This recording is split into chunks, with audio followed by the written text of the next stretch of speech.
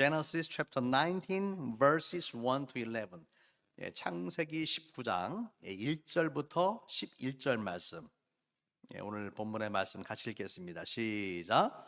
저녁 때에 그 두 천사가 소돔에 이르니 마침 롯이 소돔 성문에 앉아 있다가 그들을 보고 일어나 영접하고 땅에 엎드려 절하며 이르되 내 주여 돌이켜 종의 집으로 들어와 발을 씻고 주무시고 일찍이 일어나 갈 길을 가소서.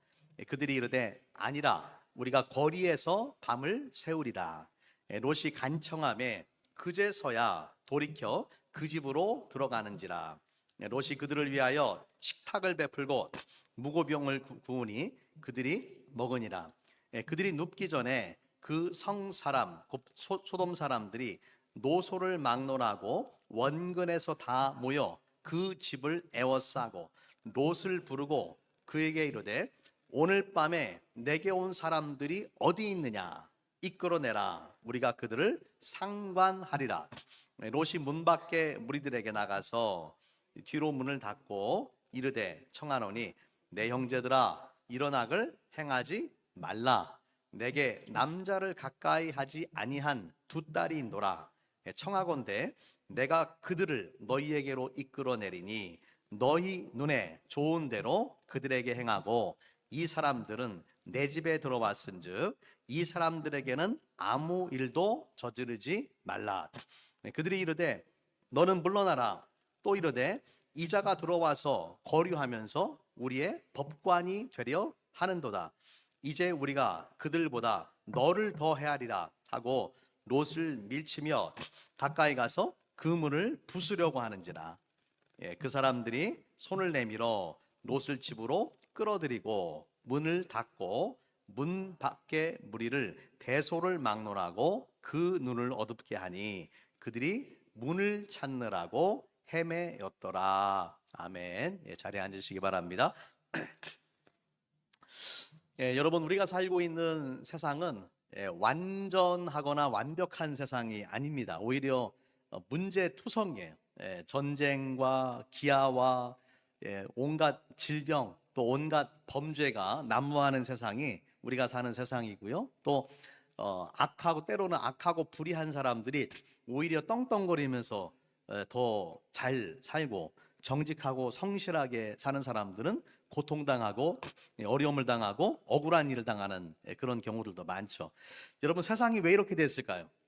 하나님께서 처음부터 세상을 악하고 불의하고 불안전하고 문제투성이인 그런 세상으로 만드셨을까요? 어떻게 생각하세요? 그렇지 않죠. 하나님은 선하신 하나님이시기 때문에 선하신 하나님은 인간을 비롯한 모든 만물을 선하게 창조하셨어요.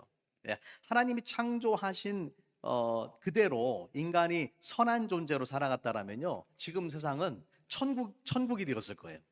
하지만은 현실은 그렇지 않습니다.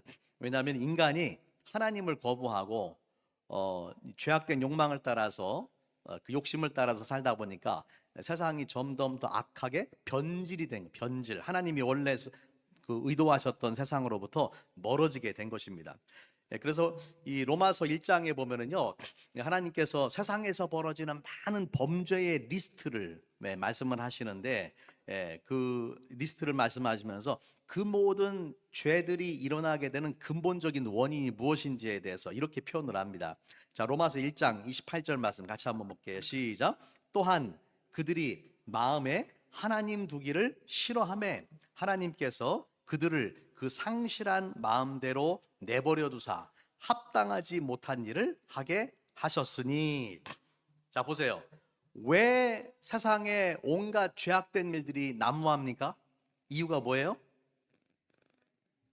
그들이 마음에 하나님 두기를 싫어했다라는 거예요. 창조주 하나님을 거부한 거예요. 하나님께서 인간 마음 중심에 계셔서 사람의 마음과 생각을 주장하고 그 사람의 삶을 다스려야지, 그래야지 정상인데 인간이 하나님을 싫어해서 하나님을 내쫓아 버렸어요. 그래서 자신의 죄악된 욕심과 욕망, 이기심을 따라서 살다 보니까 세상이 점점 악한 세상으로 변질되게 된 것입니다. 자, 하나님을 내쫓고 인간이 욕심과 욕망대로 살아가고 점점 악하게 변화가는 이 세상을 하나님께서 어떻게 하실까요? 그냥 가만히 내버려 두실까요? 그렇지 않죠. 하나님은 이 인간의 죄에 대한 결과는 하나님의 무서운 심판과 형벌이에요. 하나님께서는 죄를 반드시 심판하셔야 돼요. 여러분, 그 대표적인 사건이 뭐냐면 노아의 홍수 사건이 노아의 홍수. 인간의 죄가 극에 달하니까 하나님께서 더 이상 두고 볼 수 없는 상황이 돼버렸어요. 그래서 창세기 6장 5절부터 8절 말씀에 보면은 이렇게 말씀을 합니다. 여호와께서 사람의 죄악이 세상에 가득함과 그의 마음으로 생각하는 모든 계획이 항상 악할 뿐임을 보시고 땅 위에 사람 지으셨음을 한탄하사 마음에 근심하시고 이르시되 내가 창조한 사람을 내가 지면에서 쓸어버리되 사람으로부터 가축과 기는 것과 공중의 새까지 그리하리니 이는 내가 그것들을 지었음을 한탄함이니라 하시니라. 그러나 노아는 여호와께 은혜를 입었더라. 하나님께서 더 이상 두고 볼 수 없는 상황이 되니까 하나님께서 완전히 창조한 인간과 모든 짐승과 그 모든 생물들을 이제 심판하시고 다시 시작하시는데 누구를 선택하셨습니까? 노아와 그 가족을 이제 선택하신 거죠. 자, 오늘 읽은 오늘 본문의 말씀도 마찬가지입니다. 창세기 19장의 소돔에 관한 말씀도 똑같은 패턴이에요. 소돔의 죄가 극에 달하니까 하나님께서 더 이상 용납할 수 없는 그런 상황이 된 거예요. 그래서 하나님께서 소돔을 심판하시는데 하나님의 전적인 은혜로 롯과 그의 가족을 구원해 주시고 나머지 소돔 사람들을 하나님께서 심판하시는 내용이 이제 창세기 19장에 기록이 되어 있는 것이죠. 자, 오늘 말씀 이제 본문을 보기 전에 잠깐 지난 시간에 창세기 18장 내용을 좀 복습을 할게요. 하나님께서 두 천사와 함께 인간의 모습으로 아브라함에게 오셨어요. 아브라함이 그들을 영접하고 극진하게 대접을 합니다. 그때 하나님께서 이제 아브라함과 사라에게 내년 이맘때에 너희가 아들을 낳을 것이다라는 그 약속을 해주셨습니다. 뿐만 아니라 하나님께서 아브라함에게 이제 그 인간의 모습으로 오신 이유를 특별히 말씀을 해주시는데 그것은 뭐냐면은 소돔과 고모라의 죄악이 극에 달했다라는 거예요. 그리고 하나님께서 그 땅을 심판하려는 그 계획을 말씀하셨어요. 하나님의 그러한 계획을 듣고 나서 아브라함이 어떻게 했습니까? 아브라함이 하나님 앞에 서서 하나님 못 가게 막고 있는 거예요. 하나님 앞에 서서 중보의 기도, 소돔을 위해서 중보의 기도를 합니다. 왜냐하면 소돔 땅에 누가 살고 있으니까 조카 롯이 살고 있기 때문에 그런 것이죠. 어떻게 중보 기도를 했느냐? 하나님 의로우신 분이 아닙니까? 의로우신 하나님이 의인과 악인을 함께 멸망시키면 어떡합니까? 만약에 소돔 땅에 의인 50명이 있으면 어떻게 하시겠습니까?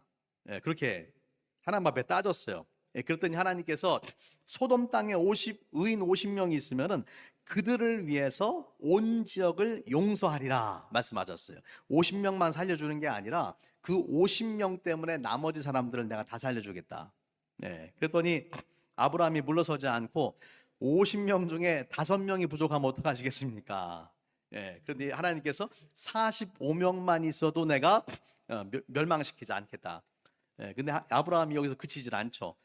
다시 40명, 30명, 20명 어디까지 왔어요? 10명까지 줄였다. 10명이 있으면 어떻게 하시겠습니까? 그러니까 감히 하나님과 말도 안 되는 흥정을 한 거죠. 50명에서 그 10명이 말이 됩니까? 그런데 놀랍게도 하나님께서 아브라함을 책망하지 않으셨어요. 오히려 아브라함이 의인의 숫자를 내릴 때마다 내가 기꺼이 용서하겠다라고 주저하지 않고 말씀을 하셨어요. 여러분 이것이 무엇을 의미합니까? 지난 시간에도 제가 말씀을 드렸지만은 하나님이 원하셨던 게 그거예요. 아브라함의 중보를 통해 아브라함이 어쩌면 숫자를 점점 더 내리는 것을 하나님이 기뻐하셨는지도 몰라요. 우리가 이것을 통해서 뭘 할 수 있냐면은 하나님은 죄를 미워하시고 죄를 반드시 심판하셔야 되지만 죄인을 여전히 사랑하시고 용서하시기를 원하신다라는 것이죠. 하지만 안타깝게도 소돔 땅에는 의인 10명이 없었습니다. 그래서 결국에는 하나님의 준엄한 심판을 당하게 되는 것이죠. 자, 이제 19장 오늘 우리가 읽은 이 본문의 말씀에는요, 소돔의 죄악이 어느 정도인지를 보여주는 아주 극단적인 사건이 나옵니다. 그래서 이 말씀을 우리가 보면은 하나님이 왜 소돔 땅을 심판하지 않을 수 없었는지를 우리가 모두 수긍을 할 수가 있는 그런 말씀이에요. 자, 1절 말씀 먼저 보겠습니다. 저녁 때에 그 두 천사가 소돔에 이르니 마침 롯이 소돔 성문에 앉아 있다가 그들을 보고 일어나 영접하고 땅에 엎드려 절하며. 하나님과 함께 했던 그 두 천사가 소돔 땅으로 왔어요. 한낮에 원래 출발을 했는데 소돔에 도착을 하니까 저녁 시간이 됐습니다. 여러분, 저녁 시간이라는 것은 어둠이 드리워지기 시작하는 시간이죠. 여러분, 어둠은 무엇을 상징합니까? 죄를 상징해요. 온갖 못된 짓은 다 밤에 일어나요. 그렇지 않습니까? 술 먹고 도박하고 바람 피고 다 이런 거 다 밤에 일어나지 않아요? 그래서 이 밤은 죄의 상징이에요. 그러니까 저녁이라는 이 시간적인 배경은요, 두 천사가 소돔에 도착한 시간을 의미하기도 하지만 이 소돔 땅의 영적 분위기를 잘 알려주는 그런 표현이에요. 예를 들면은 예수님을 팔았던 가룟 유다가 있잖아요. 요한복음 13장 30절 말씀에 보면요, 유다가 그 조각을 받고 예수님이 주시는 그 빵 조각을 받고 곧 나가니 밤이러라, 그렇게 말씀을 합니다.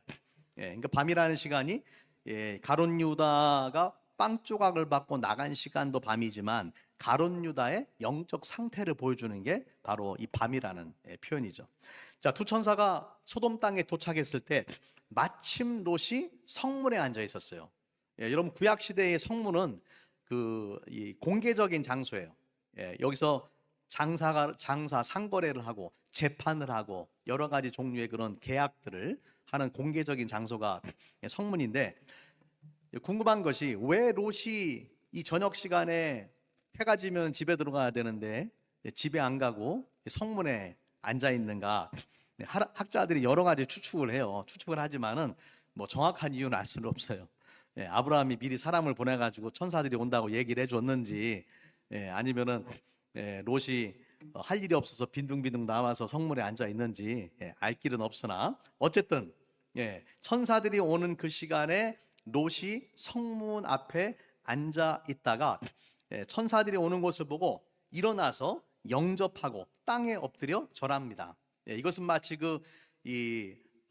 마무리 상수리 나무 밑에 있었던 아브라함을 하나님께서 찾아오셨을 때에 아브라함이 하나님과 천사들의 일행에게 베풀었던 그런 영접했던 것과 똑같은 그런 모습이죠.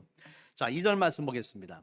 이르되 내 주여 돌이켜 주의 종으로 들어와 발을 씻고 주무시고 일찍이 일어나 갈 길을 가소서. 그들이 이르되 아니라 우리가 거리에서 밤을 새우리라. 아브라함이 하나님과 천사들을 영접하고 대접한 것처럼 롯도 천사들을 대접하기를 원했어요. 특히 이제 밤이 이제 늦었으니까 자기 집에서 자고 가라고 그렇게 권유를 합니다. 그러니까 천사들이 뭐라고 얘기했어요? 천사들이 뭐라고 이야기합니까?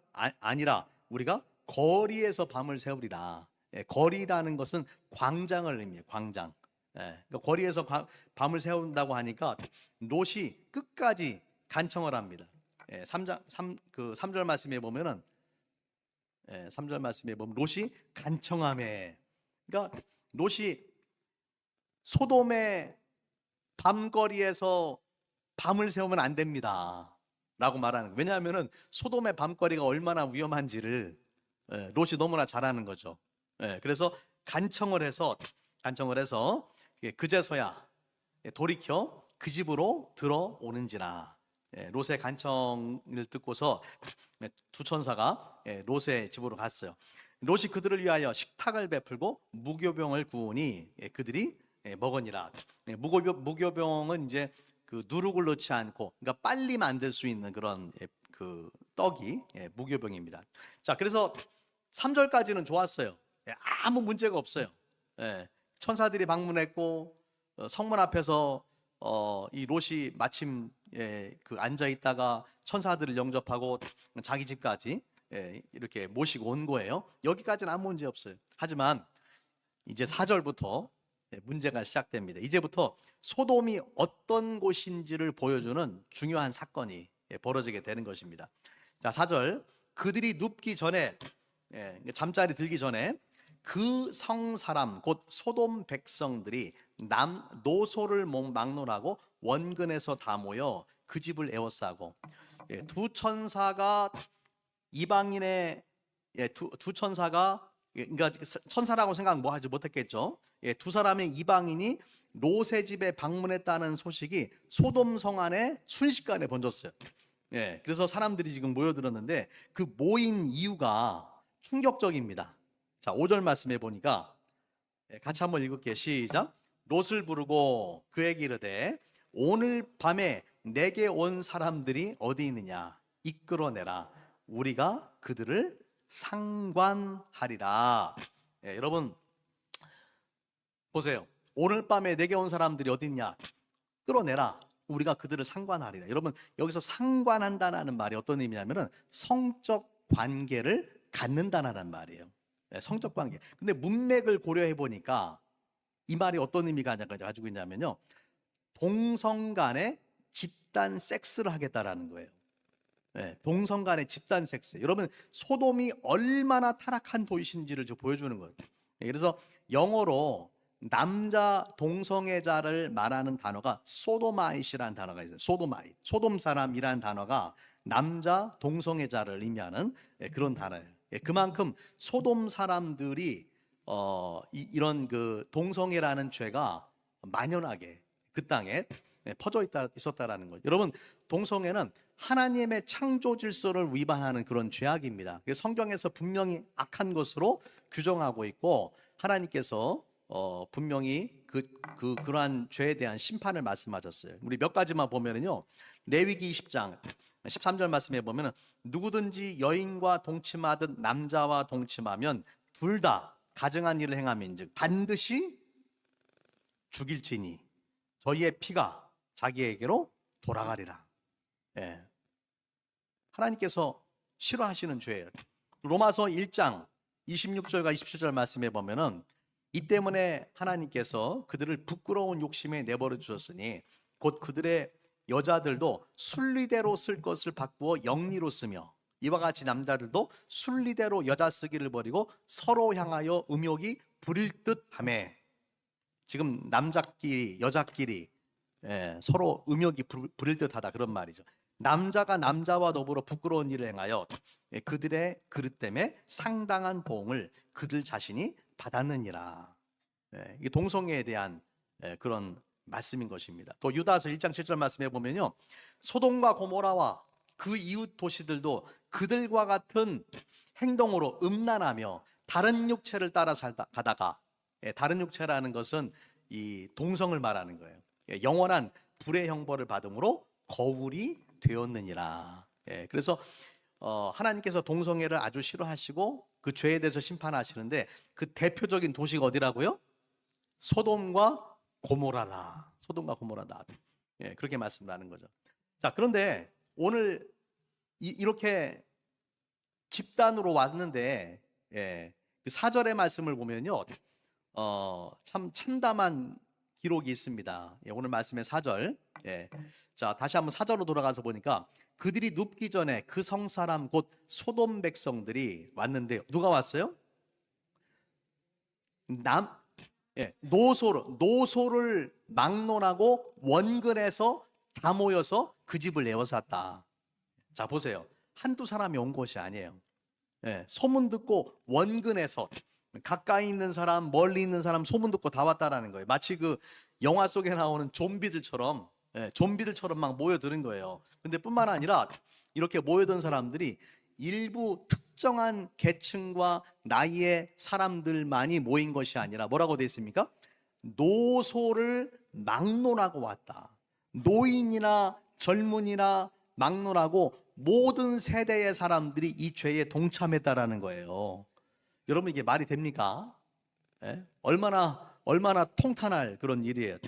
예. 소돔 땅에 사는 이 모든 백성이 성적으로 타락을 해서 죄를 부끄러워하지 않고 대담하게 죄를 범하고 있는 것입니다.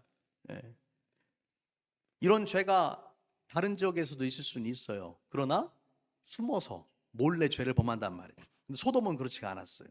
이 죄에 대한 부끄러움이 전혀 없었어요. 예. 노인네나 젊은이나 다 같이 와서 지금 이런 죄를 범하려고 모였다라는 거죠. 아마 이러한 일들이 처음이 아니었을 거예요. 그게 문제인 거죠. 그만큼 소돔 땅 전체가 죄로 물들어서 이 땅에 사는 사람들이 영적인 그리고 도덕적인 분별력이 완전히 상실된 그런 상태입니다.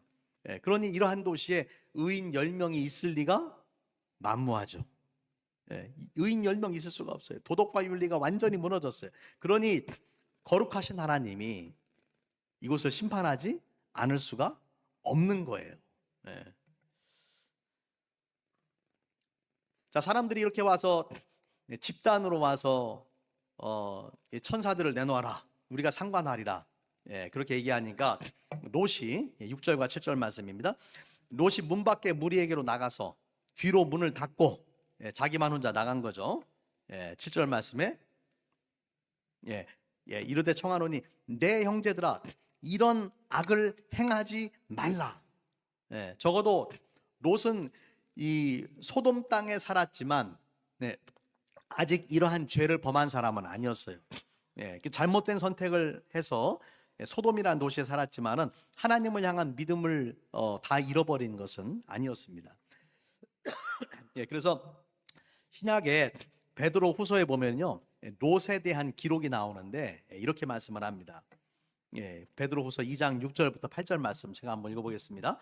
소돔과 고모라 성을 멸망하기로 정하여 죄가 되게 하사 후세에 경건하지 아니할 자들에게 본을 삼으셨으며 무법한 자들의 음란한 행실로 말미암아 고통당하는 의로운 롯을 건지셨으니 이는 이 의인이 그들 중에 거하여 날마다 저 불법한 행실을 보고 들음으로 그 의로운 심령이 상함이라.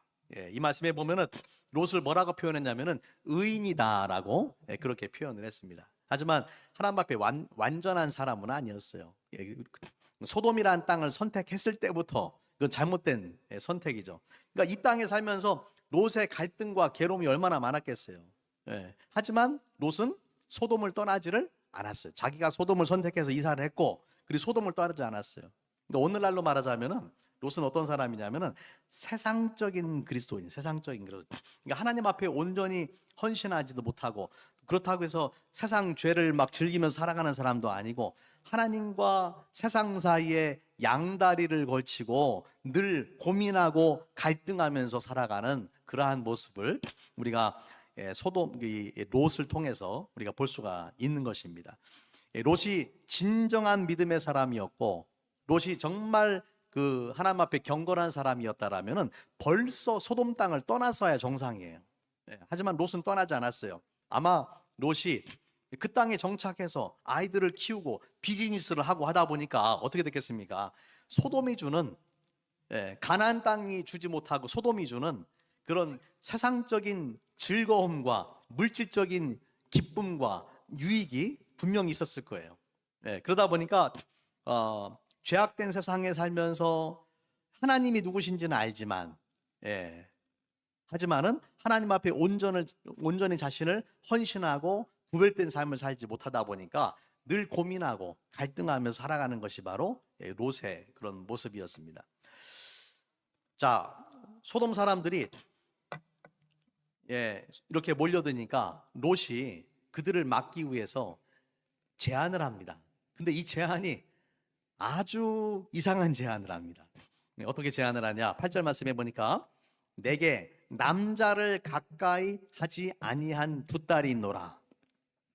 남자를 가까이 하지 아니했다라는 말은요, 원래 그 원어에 보면 어떤 표현이냐면 남자를 알지 못하는 이라는 의미예요. 여러분 성경에서 안다라는 단어가 히브리어로 야다라는 단어인데, 이 야다라는 단어가 어떤 의미를 가지고 있냐면은 성관계를 갖다, 성적인 경험이 있다, 그런 의미를 가지고 있어요.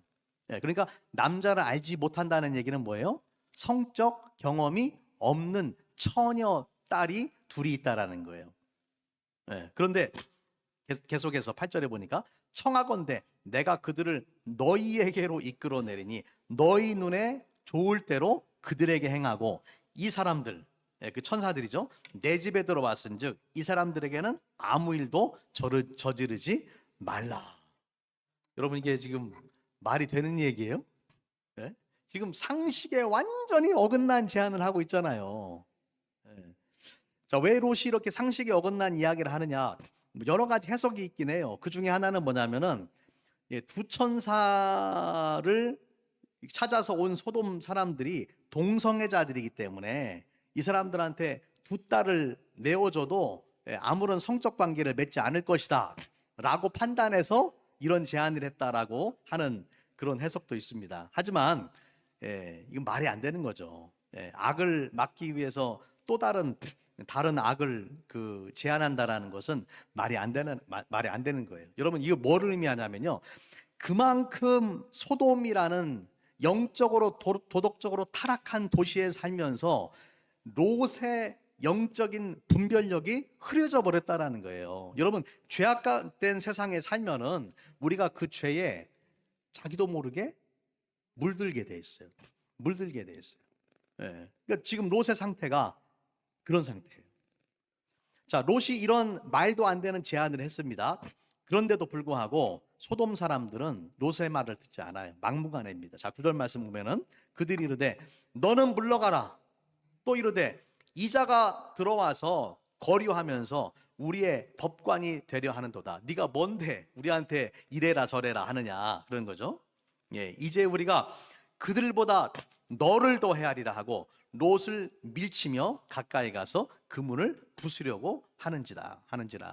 한마디로 지금 눈에 보이는 것이 없어요. 점점 더 폭력적으로 변해가고 문을 때려 부수고 우리가 들어가겠다. 지금 그렇게 변하는 것이죠. 자, 10절과 11절입니다. 그 사람들이 손을 내밀어, 여기서 말하는 그 사람들은 천사들입니다. 천사들이 손을 내밀어서 롯을 집으로 끌어들이고 문을 닫고, 문 밖의 무리를 대소를 막론하고 그 눈을 어둡게 하니 그들이 문을 찾느라고 헤매었더라. 천사들이 롯을 구출하고 문 밖에 있는 사람들의 눈을 어둡게 만들었어요. 자, 이제 여러 사람이 막 서로 문을 찾으려고 하는 상황에서 눈이 안 보이니까, 앞이 안 보이니까 어떻게 하겠습니까? 아이고 어쩔 수 없다, 포기하고 집으로 돌아가자 해야 정상이잖아요. 근데 보세요, 어떻게 합니까? 그 눈을 어둡게 하니 그들이 문을 찾느라고 헤매었더라. 집으로 돌아가는 게, 포기하고 돌아가는 게 아니에요. 그래도 문을 찾으려고 깜깜한 데서 눈도 안 보이는데 문을 찾아서 헤맸다라는 거예요. 여러분, 무엇을 의미합니까? 이 사람들이 완전히 죄의 욕망에 사로잡혀서 통제가 불가능하고 정상적인 생각을 할 수 없는 미친놈들이라는 거죠. 미친놈들. 완전히 미쳐버린 거예요. 여러분, 이것이 소돔의 문제고, 이것이 바로 하나님께서 소돔을 심판하지 않을 수 없었던 이유예요. 자, 여러분, 우리가 사는 세상은요, 소돔과 다를 바가 없습니다. 세속주의, 물질만능주의, 또 온갖 범죄, 성적인 타락, 그런 세상에서 우리가 살아가고 있어요. 여러분, 소돔 땅에 살면 소돔의 가치관에 영향을 받지 않을 수가 없어요. 매스컴이 드라마 같은 데서 그런 죄를 부추기고, 인터넷에서 그러한 것을 부추기고, 또 사회적으로 존경받는 위치에 있는 사람들이 오히려 앞장서서 그런 죄를 대담하게 범합니다. 결과적으로 많은 사람들이 좁은 길로 걸어가는 것이 아니라 넓은 길로 가는 거예요. 여러분, 하나님께서 이런 인간의 죄를 그냥 두시겠습니까? 반드시 심판하시는 거예요. 특별히 예수님께서 재림하실 때에 세상의 죄를 완전히 심판하십니다. 자, 그렇다면 예수님께서 오셔서 이제 세상을 완전히 심판하시는데, 그러면은 예수님이 오실 때까지 우리는 어떻게 살아야 되냔 말이에요. 그때까지, 예수님 재림하시는 그때까지 어떻게 살아야 되느냐. 자, 오늘 결론적으로 우리가 그리스도인으로서 죄악된 세상에 살아가면서 어떻게 살아야 되는지 우리 몇 가지 말씀을 함께 나누기를 원합니다. 자, 로마서 12장 2절 말씀 같이 한번 읽겠습니다. 시작. 너희는 이 세대를 본받지 말고 오직 마음을 새롭게 함으로 변화를 받아 하나님의 선하시고 기뻐하시고 온전하신 뜻이 무엇인지 분별하도록 하라. 이 세대를 본받지 말아라. 남들이 한다고 똑같이 따라하지 말라는 거예요. 왜 그렇습니까? 우리가 살아가는 세상은 죄악된 세상이고, 이 세대를 본받지 않으려면요, 우리가 정신을 바짝 차리고 살아야 돼. 정신 바짝 차리고 살지 않으면은 우리도 똑같이 살아갈 수밖에 없어요. 여러분, 성령으로 충만하지 않으면은 우리가 불신자, 하나님을 알지 못하고 하나님을 두려워하지 않는 사람들하고 똑같이 살아갈 수밖에 없습니다. 성령 충만함 받아서 우리가 마음이 새로워져서 하나님의 선하시고 기뻐하시고 온전하신 뜻이 무엇인지를 분별하시기를 바랍니다. 그래야만 우리가 거룩하고 존귀한 하나님의 자녀로 살아갈 수가 있어요. 자, 로마서 12장 21절 같이 읽겠습니다. 시작. 악에게 지지 말고 선으로 악을 이기라. 악한 세상에 살다 보면은 우리도 악해지기 쉬워요. 하지만 우리는 악에게 지지 말고 선으로 악을 이겨야 된다. 악을 악으로 갚지 말고, 남들이 악하게 한다고 해서 똑같이 악하게 행하지 말고 어떻게 됩니까? 선하게 살아야 된다. 선한 영향력을 우리가 보여줘야 된다라는 것이죠. 요한복음 17장에 보면은 예수님께서 십자가 지시기 전에 제자들을 위한 그 기도가, 장문의 기도가 나옵니다. 성경에서 가장 긴 예수님의 제자인데, 그 기도인데, 이거를 우리가 예수님의 High Priestly Prayer, 예수님의 대제사장적 기도다라고 그렇게 표현합니다. 자, 그 기도에 보면은요, 15절부터 17절 말씀 우리 같이 한번 읽겠습니다. 시작. 내가 비옵는 것은 그들을 세상에서 데려가기를 위함이 아니요 다만 악에 빠지지 않게 보존하시기를 위함이니이다. 내가 세상에 속하지 아니함 같이 그들도 세상에 속하지 아니하였사옵나이다. 그들을 진리로 거룩하게 하옵소서. 아버지의 말씀은 진리니이다. 보세요. 예수님께서 어떻게 기도하셨어요? 제자들을 세상에서 데려가기를 위한 것이 아니라 악에 빠지지 않게 보호해달라고 기도했어요. 그러니까 내가 세상에 속하지 아니함 같이 그들도 세상에 속하지 않았다라고 말씀하셨어요. 그러니까 우리 그리스도인들은요, 세상에 살지만 세상에 속하지 않은 사람들이, in the world but not of the world. 세상에 살지만 세상에 속하지 않아도 우리는 하늘에 속한 자들이에요. 우리의 시민권은 하늘에 있어요. 그래서 우리가 비록 이 땅에 육신을 가지고 살아가지만 세상의 죄에 빠지지 말아야 되고 세상의 죄에 동참하지 말아야 된다라는 거예요. 여러분, 어떻게 우리가 세상과 구별된 삶, 거룩한 삶을 살 수가 있습니까? 오늘 말씀에 요한복음 17장 17절 말씀, 17절 말씀만 같이 다시 한번 읽어보겠습니다. 시작. 그들을 진리로 거룩하게 하옵소서. 아버지의 말씀은 진리입니다. 여러분, 우리의 삶의 기준이 무엇이 돼야 됩니까? 진리의 말씀, 하나님의 말씀, 성경 말씀대로 살아야 된다라는 거예요. 성경대로 살지 않으면 우리도 믿지 않는 사람들처럼 살게 됩니다. 말씀을 통해서만 우리가 거룩해질 수 있다. 구별된 삶을 살아갈 수가 있습니다. 시편 119편 9절부터 11절 말씀 제가 읽어보겠습니다. 청년이 무엇으로 그의 행실을 깨끗하게 하리까? 주의 말씀만 지킬 따름이니이다. 내가 전심으로 주를 찾았사오니 주의 계명에서 떠나지 말게 하소서. 내가 주께 범죄하지 아니하려 하여 무엇을?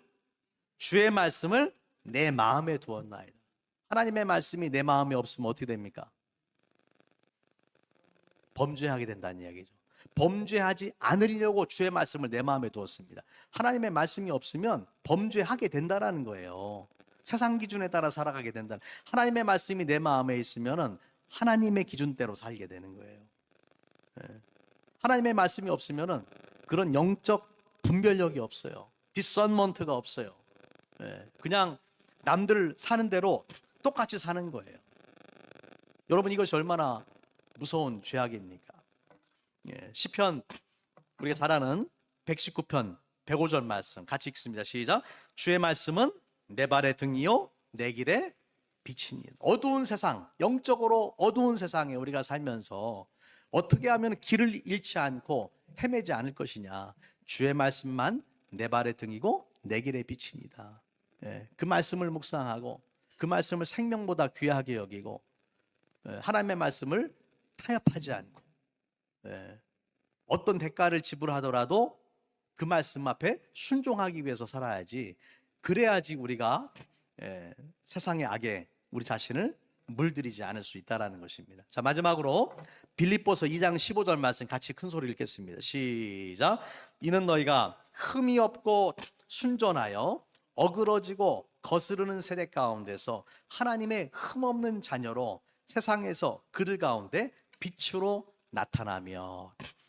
여러분, 밤하늘이 어두울수록 별빛이 더 아름답게 찬란하게 비추는 것처럼 죄악된 세상 가운데서 우리가 하나님의 자녀로서 거룩한 삶을 살아갈 때에 우리의 삶이 더욱더 빛나고 하나님께서 우리를 통해서 영광을 받으시게 되는 것입니다. 그래서 우리가 살아가는 세상은 어그러지고 거스르는 세대예요. 하나님을 경외하지 않고 두려워하지 않고 하나님을 존중하지 않는 그런 세대지만은 우리는 거룩하고 존귀한 하나님의 자녀, 흠없는 하나님의 자녀로 살아야 됩니다. 오늘 말씀 통해서 저와 여러분이 이 시대를 분별할 줄 알고 또 세상과 세상의 죄와 타협하지 않고 예수님을 본받아서 넓은 길로 가지 않고 좁은 길로 걸어가고 거룩하고 존귀한 하나님의 자녀로 살아갈 수 있기를 우리 주님의 이름으로 축원합니다. 같이 한번 기도하겠습니다.